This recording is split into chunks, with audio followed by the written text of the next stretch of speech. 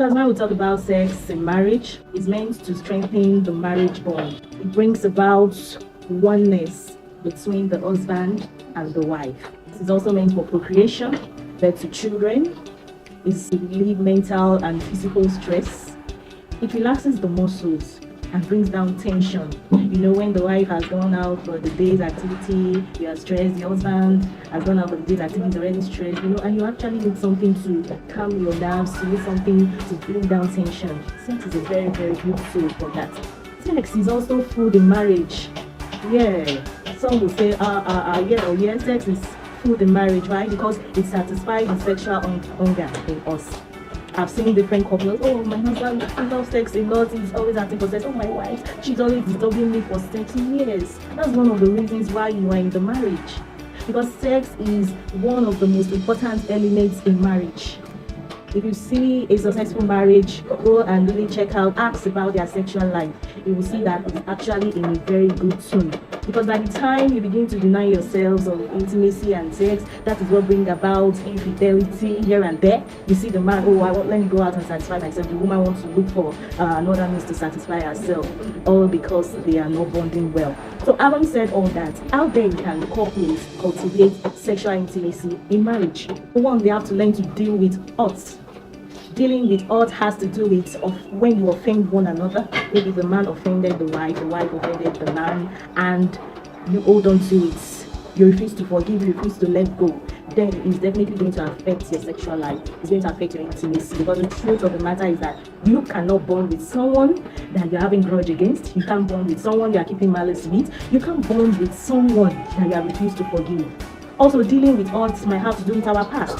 You have been hurt by a man in time past, or you have been hurt by another woman in time past, and you already categorize all men, all women in the same category, and you refuse to let go, bring it to your marriage. It will definitely affect your intimacy and your sexual life, because anytime you remember, you don't want to let go, you don't want to release your body. So you have to learn to deal with hurt. And number two, have meaningful conversations regularly with your partner.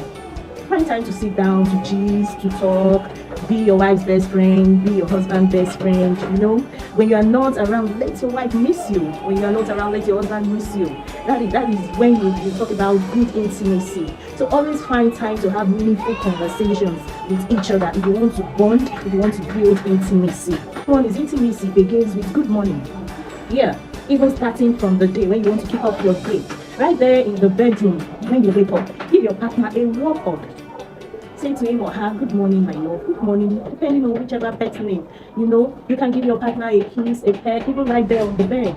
So what you are simply doing is you are putting your partner in the mood for the day. You are setting the tone. So right from when you wake up in the morning, intimacy will start building your intimacy.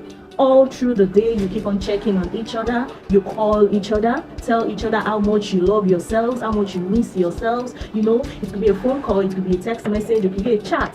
Let your partner know that, yes, I'm not there, you're missing me. So you are putting your partner in the mood. That way you are building intimacy. The point is, practice spontaneous acts of love.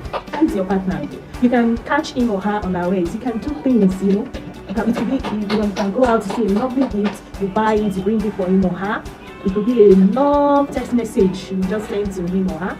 I can wake up in the morning, be in the shower, just bumping on him or her, join him or her in the shower. That way you are building intimacy. It could also be maybe your wife is in the kitchen, for example.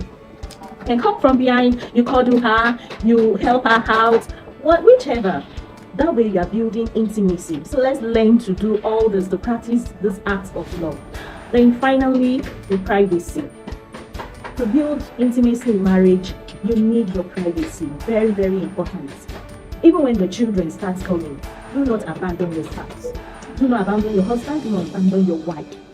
Husband and wife should share the same bedroom, should share the same bed. Nothing like, this is my wife's room, this is my husband's room, is a no. In a marriage where sex and intimacy will thrive, you have to have your private moments for yourself. In this moment, you have time just for yourself alone. You explore yourself, explore your body. A lot can really happen in your private moments because your body belongs to each other. So you let go. You let go yourself to your partner. In that way, you'll be able to bond properly. We have come to the end of today's episode. I hope you have been able to learn one or two things.